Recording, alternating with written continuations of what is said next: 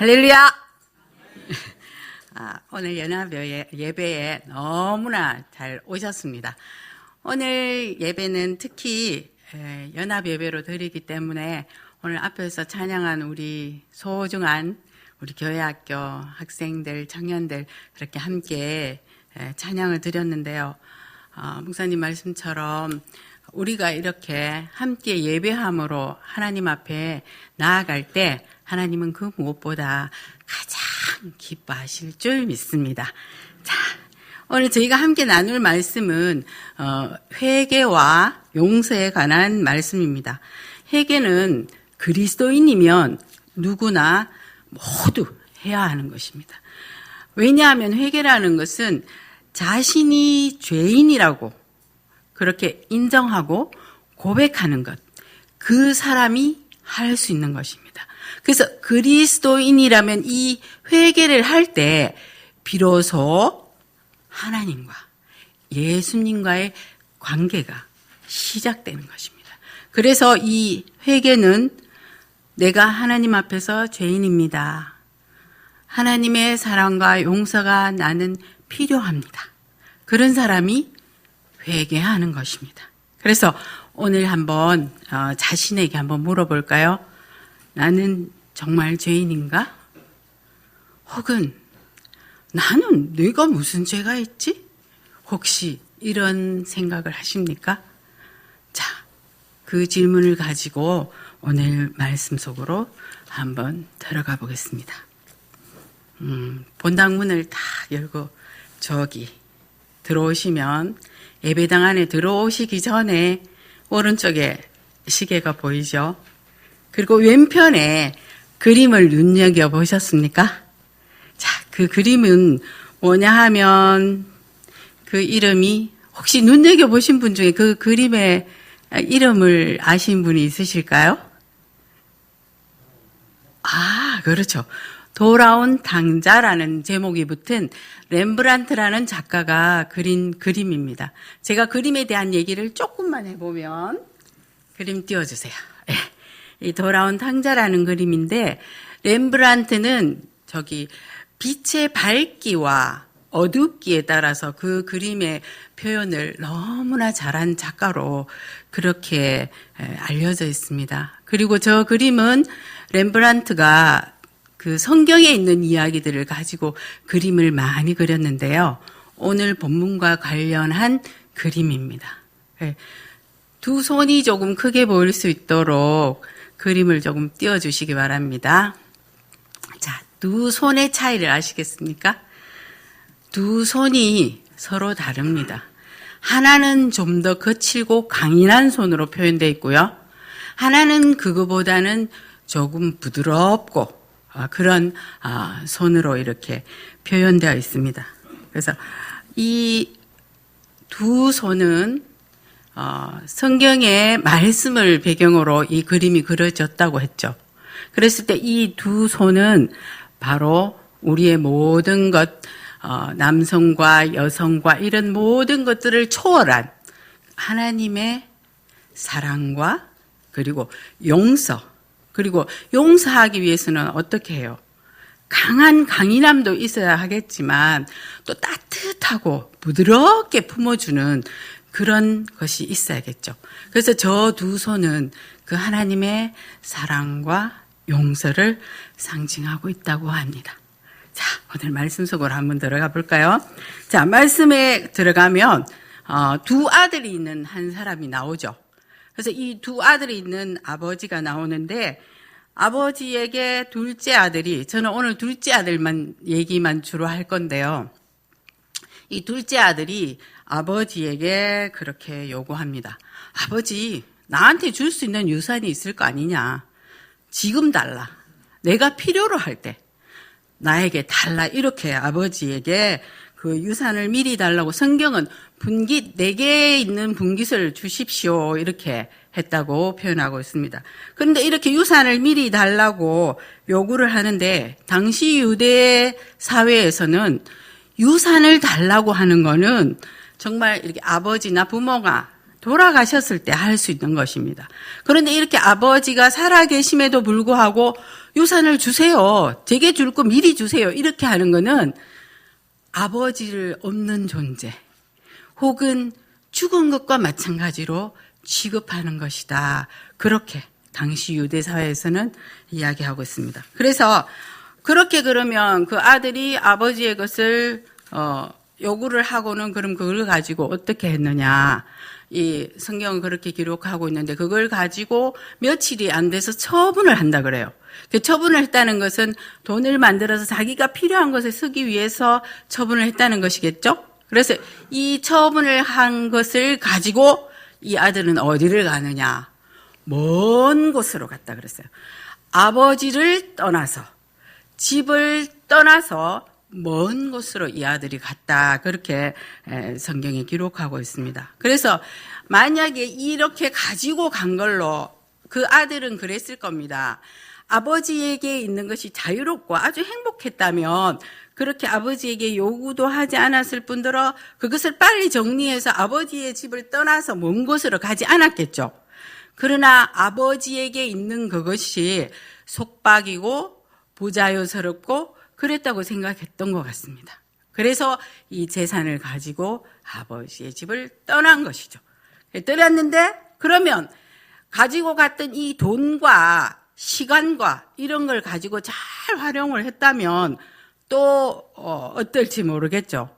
그러나 성경은 잇따라 다른 아무것도 얘기하지 않고 뭐라고 얘기하고 있는가 하면 이 아들은 그것을 가지고 가서 허랑방탕하게 섰다. 이렇게 말하고 있습니다.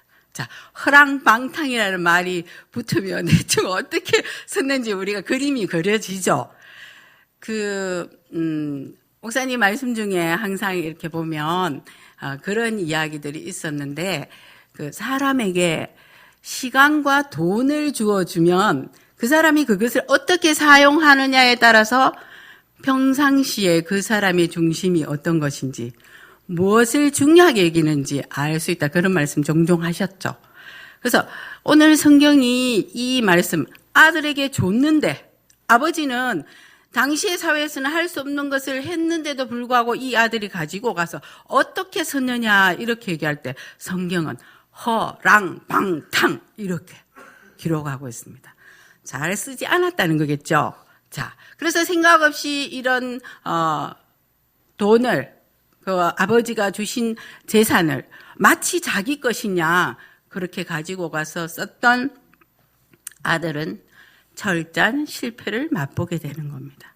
그래서 이런 육체적으로도 아버지에게 큰 죄를 지었지만 그가 이것을 가지고 가서 잘 살았다면 문제가 없었겠지만 그가 이것을 허랑방탕하게 사용하고 아버지에게 요구하지 말아야 될 오히려 시간을 두고 뒤에 부모님이 돌아가시고 나면 자연스럽게 자기에게 돌아올 것을 마치 자기의 것인 양 시간을 앞당겨 그렇게 요구했던 아들은 현실에서 너무나 큰 좌절과 실패를 맛보게 됩니다. 그래서 그가 처한 상황이 여기 보면 돼지치는 그런 곳에 머물게 된다 이렇게 얘기합니다. 그래서 이 아버지의 집을 떠나고 많은 재산을 가지고 갔지만 그 아들의 현실은 어떻습니까? 가장 당시에 모든 유대인이 가장 혐오스러워하고 가장 진짜 생각하기도 싫은 그런 현실 속에 이 아들이 처하게 되는 겁니다. 그래서 이러한 현실을 성경은 뭐라고 얘기하느냐? 죄라고 그렇게 표현하고 있습니다. 그래서 이 돼지는 당시에도 유대 문화 속에서는 돼지는 아주 부정한 그런 동물로 그렇게 취급을 해서 먹는 것도 물론이거니와 먹는 것도 자제를 했고 그리고 함께 지내는 거는 더더욱 생각지도 않은 그런 것이었습니다. 그럼에도 이 아들은 어떻게 해요? 그 돼지치기에 그런 돼지와 함께 지내는 그런 지경에 빠졌다. 그래서 그 현실을 두고 죄악이다, 죄다 이렇게 이야기하고 있습니다. 그러면 이 아들이 그런 현실에 처해 있을 때 그냥 그걸로 성경은 끝났으면 우리가 더 이상 할 얘기는 없겠지만, 그러나 여기서 끝이 아니고 이 아들이 자기의 이런 비참한 현실 속에서 자기 자신의 모습을 비로소 다시 돌아보게 됩니다. 그랬을 때 다행스럽게도 정말 그는 이곳에 더 이상 머무를 수 없다 생각했을 때 그가 돌아갈 곳을 생각한 것이 어디냐? 바로 아버지의 집이라는 겁니다. 그래서 여기서 우리는 아버지의 집으로 돌아가고자 한 이 아들의 마음에서 하나님을 떠나고 그것이 자유롭고 그것이 행복하다고 생각했던 그런 현실을 꿈꾸면서 갔는데 이렇게 비참한 현실이 되고 나니까 그래도 아버지께로 돌아가겠다고 한 이 아들의 결심이 아주 정말 다행스럽게 그렇게 보이는 것처럼 오늘 이 말씀을 보는 우리들은 우리의 지금 처한 처지가 나는 왜 이렇게 공부하고 왜 이렇게 어렵고 왜 이렇게 힘들고 되는 하는 일마다 안 되고 만약에 그런 그리고 신앙생활을 하고 있지만 여전히 나의 신앙의 모습은 자라지도 않는 것 같고 자라기는 그냥 오히려 더 뒷걸음질 치는 것 같고 이런 우리들의 처한 현실들도 한번 생각해 볼 수 있다는 것이죠. 그랬을 때 여기서 회개에 대한 이야기를 하고 있습니다. 자, 회개는요, 헬라어로 메타, 화면 띄워주세요. 메타와 노이아라는 말이 합해져서 된 헬라어 원어 메타노이아입니다. 신약 성경이 헬라어로 쓰여지신 거 아시죠?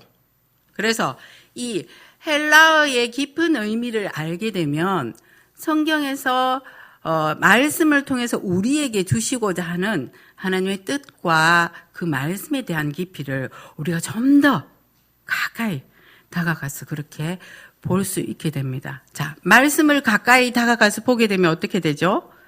그 말씀을 듣고 깊이 생각하고 그리고 나서 어떻게 해요? 지금 내가 살고 있는 이것이 최선이 아니었구나. 내가 지금 하고 있는 것이 정말 하나님 말씀에 따라 사는 그리스도인의 모습이 아니었구나. 이런 생각이 들면 우리가 어떻게 됩니까? 돌아서야 한다는 겁니다. 그래서 회개에는 메타라는 변화의 말과 그 다음에 노이아라는 생각과 마음, 그것이 합해져서 메타노이아라고 그렇게 얘기합니다. 그래서 메타노이아를 얘기할 때 그 회개라는 거는 우리가 생각하는 내가 이거 정말 잘못했지, 나 절대 이렇게 하면 안 되겠지 하는 그런 어떤 반성과 후회보다는 좀 더 깊이, 좀 더 하나님 앞으로 나아가는 그런 행동이다. 그 다음에 그런 사람 자체의 존재 자체의 변화다. 그것을 이제 성경이 이야기해 주고자 이렇게 얘기하거든요. 그래서 존재의 방향 전환이다. 이렇게 아주 어려운 말로 이렇게 하고 있지만 제가 조금만 쉽게 한번 얘기해 보겠습니다. 그래서 오늘 만약에 둘째 아들처럼 이렇게 아버지한테 유산을 주세요. 나가서 나 자유롭게 한번 해보고 싶어요. 이렇게 해서 왔단 말이에요. 그러니까 현실은 녹록지 않아요. 그러니까 거기서 어떻게 생각합니까? 나는 이게 정말 행복하다고 생각했는데 아니구나. 아버지의 집을 떠나보니까 내가 할 수 있는 것이 없고 나는 너무나 정말 부족하고 세상에도 다시 없는 불쌍한 존재가 될 수도 있구나. 이런 생각을 했을 때 그가 어떻게 합니까? 아버지께로 돌아가자. 이런 생각과 마음의 변화. 이것을 이제 우리는 회개라고 이렇게 할 수 있다는 것이죠. 그랬을 때 이 회개는 그냥 아까 얘기했던 단순한 후회나 반성의 차원이 아니라 그거보다는 좀 더 깊이 들어가는 것이라고 얘기했습니다. 그래서 회개를 존재의 변화라고 했는데 그래서 한번 보십시오. 나는 이렇게 아버지한테 요구했어. 내가 아버지한테 요구를 했더니 왔더니 아니야. 그래서 나는 돌아가야 되겠어 하는 돌아서겠다는, 내가 잘못한 것을 알게 되는 순간, 그리고 어디로 가야 할지를 아는 것. 그래서 거기서 머무는 것이 아니라 돌아서서 아버지께로 가는 것. 변했죠.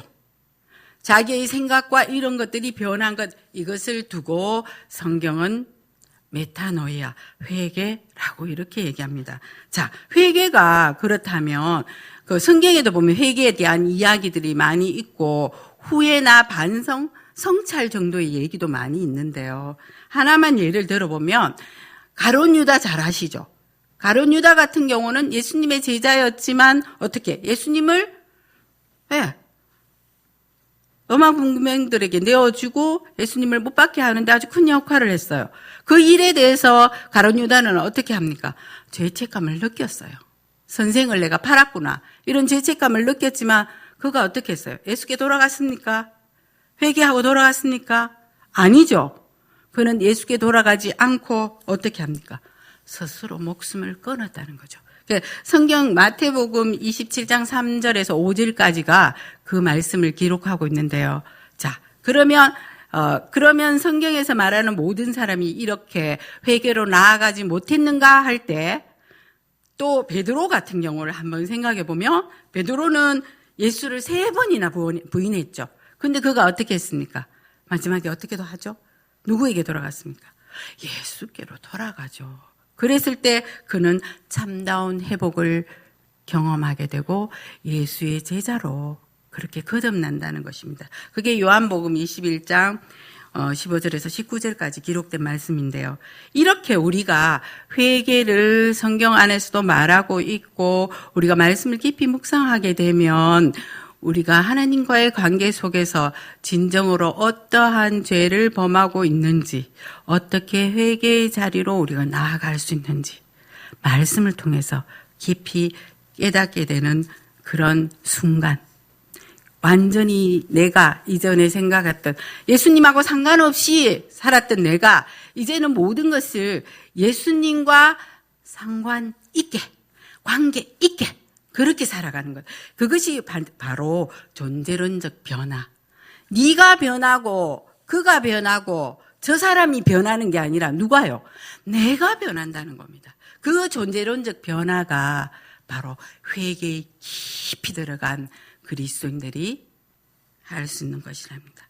그래서 그때 누구를 만나게 될까요? 우리가 회개하면 누구 만날까요? 예수 그리스도와 하나님과 우리가 비로소 거기서 깊이 만나게 되는 것입니다.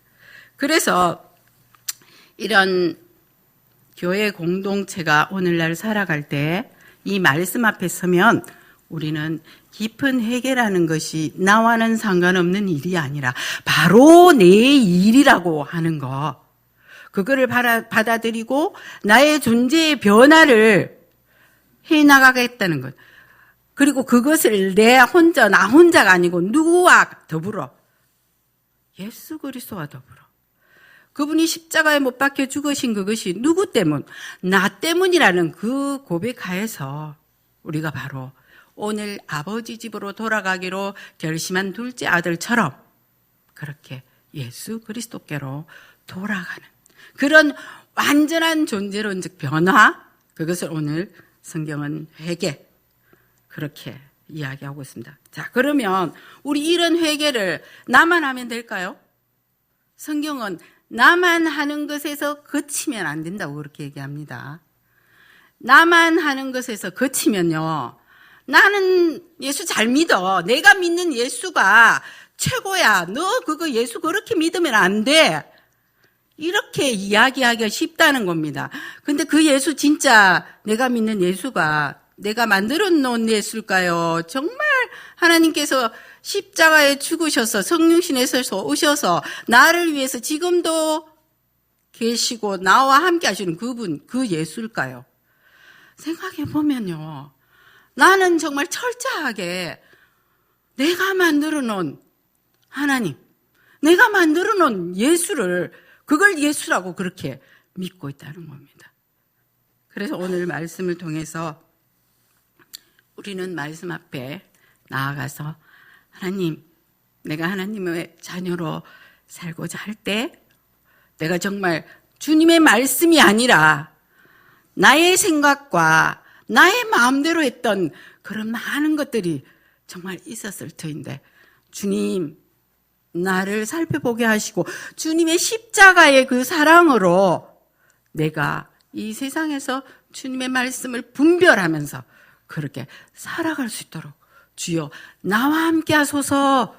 이렇게 이전에 하지 않았던 그런 변화, 내 중심적으로 했던 그런 것에서부터 돌아서서 예수 그리스도시라면, 주님이시라면 어떻게 하실까?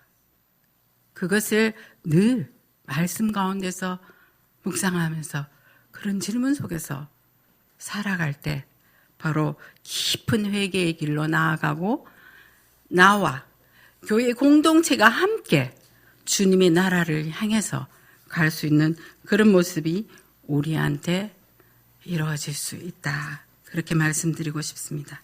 자, 나와 교회 공동체가 이러한 회개를 할 때, 깊은 회개를 더불어 주님께 나아갈 때 주님은 이러한 우리들을 어떻게 보실까요? 오늘 말씀에서 우리는 그것을 찾아볼 수 있죠. 자, 아들이 다 탕진했어요.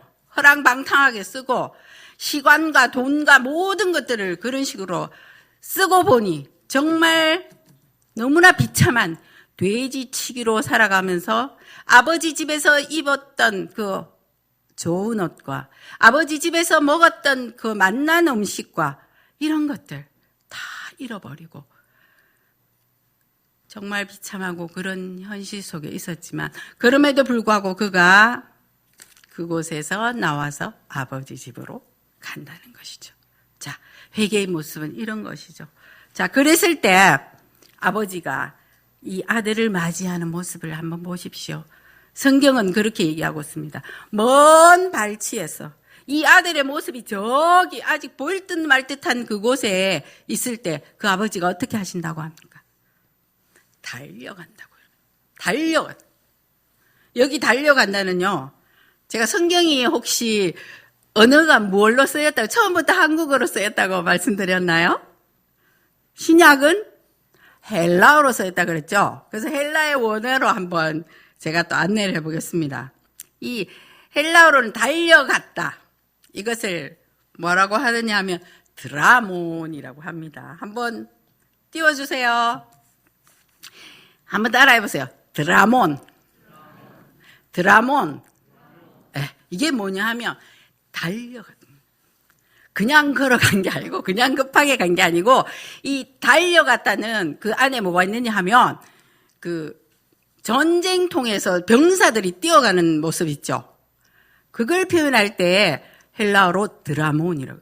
그만큼 절박하고 그만큼 확실하게 그냥 대충 이렇게 그게 아니라 그냥 아버지는 그 아들을 향해서 정말 목숨이 이게 여기 닿을 것처럼 경각에 달릴 것처럼 그렇게 뛰어가서 그 아들을 맞이한다는 겁니다. 자, 그래서 이것이 바로 하나님이 죄인인 우리를 맞이하는 그런 모습이라는 겁니다. 나는 오래 잘 믿어가지고 나한테는 죄도 없어. 나는 예수님 말씀 얼마나 예수님 말씀대로 살고 내가 주일 예배를 얼마나 잘 지키고 나 헌금 너무 잘하고 나는 다른 사람한테 법 없어도 산다는 소리를 듣는 사람이야. 혹시 그렇게 생각하세요? 그러면 예수님하고는 벌써 이만큼 멀어진 거예요. 예수님 말씀 속에서 우리를 비춰볼 때는요. 우리가 하는 말과 우리의 생각 이런 모든 것들이 내 위주가 될 때가 너무 많다는 겁니다. 근데 다행히 내 위주가 되었음에도 불구하고 오랫도록 예수를 믿어서 예수님 말씀대로 살았다. 그렇게 하면 너무 좋겠죠. 그러나 그렇지 않다고 성경은 말합니다. 인간은 하나님을 떠나고 하나님에게서 멀어지면 하나님과 함께 하고 있다는 그 순간에도 수없이 죄를 지을 수 있다. 성경은 그렇게 이야기합니다. 자, 그래서 오늘 그러면 우리가 이 말씀 앞에서 자, 깊은 회개를 해야겠다. 깊은 회개 나 하겠다. 그리고 하나님이 저 아버지가 둘째 아들한테 막 달려온 것처럼 나도 그분 앞으로 막 전쟁통에 그냥 살기 위해서든 아니면 정말 살아남기 위해서 막 온 힘을 다해서 달려나갔던 그런 병사처럼 아들을 맞이하기 위해서 온 힘을 다해서 달려나갔던 그 아버지처럼 그러면 달려갈 건가? 아니면 그냥 여기서 아이고 그냥 여기가 좋사오니 그냥 이대로 내가 살겠습니다 하면서 그렇게 살 것인가? 성경은 그렇게 얘기합니다. 하나님의 은혜를 우리가 경험하고 살고 싶잖아요. 나도 정말 하나님 말씀대로 제대로 좀 살아보고 싶잖아요. 내가 하는 일이 정말 하나님 말씀대로인지 예수가 기뻐하시는 일인지 내가 정말 이런 상황 속에서 살고 있지만 그래도 내가 어렵고 힘들고 이게 먼저가 아니고 내가 정말 주님 때문에 이 어렵고 힘든 것도 이겨나갈 수 있네? 아니면 이겨나갈 수 없더라도 주님이 함께 계시는데 내가 한번 해보리라. 그렇게 하는 게 주님의 그 말씀대로 살고자 하는 우리의 모습이 되어야 할까요? 자, 하나님의 은혜, 이런 사랑과 용서, 그 경험하는 데는 아들이 깊은 회개의 과정을 거치면서 아버지에게 달려나갔던 것처럼 우리도 이렇게 하나님 아버지 앞으로 힘껏 달려나갈 때 아버지께서 주시는 사랑과 용서와 이런 모든 것들을 우리가 경험할 수 있게 된다는 것입니다. 자, 사랑하는 중년가족 여러분, 아들이 돌아왔을 때 아버지는 달려가 안았을 뿐만 아니라 잔치를 베풀어 주시죠. 신발도 신기시고 아름다운 옷으로 갈아입히시고 또 뭐 하셨어요? 살찐 소를 막 잡으셨다 그랬어요. 그러니까 있는 것으로 최고의 그 대접을 하는 것입니다. 하나님은 이런 분이십니다. 우리가 하나님께로 나아갔을 때 바로 하나님은 이런 모습으로 맞으시고 잔치를 베풀어 주신다. 성경은 그렇게 이야기하고 있습니다. 마지막으로 한번 띄워줄까요? 자, 로마서 5장 8절에 이 말씀이 있습니다. 자, 하나님은 우리가 죄인이라고 여길 때 바로 죄인이라고 내가 아버지께 돌아왔습니다 했을 때 어떻게 해요? 저기 있는데 달려와셔서 나를 품으시고 안으신다고, 모든 것을 용서하시고 사랑하신다고 그렇게 말씀하시고 있지요. 자, 오늘 이 예배의 자리에 오신 분들은 바로 그 아버지의 넓은 품으로 안기셔서 주님 주시는 그 기쁨과 감사와 사랑과 은혜 속에서 살아갈 수 있는 분입니다. 그 말씀을 성경은 이렇게 기록하고 있습니다. 로마서 5장 8절 우리에게 주시는 말씀으로 알고 함께 합독함으로 말씀을 마치고자 합니다. 함께 합독하겠습니다. 우리가 아직 죄인 되었을 때에 그리스도께서 우리를 위하여 죽으심으로 하나님께서 우리에 대한 자기의 사랑을 확정하셨느니라. 이러한 사랑을 받으시고 또 사순절 기간 주님의 큰 은혜 속에 살아가시는 저와 여러분 될 수 있게 되기를 주의 이름으로 부탁을 드립니다.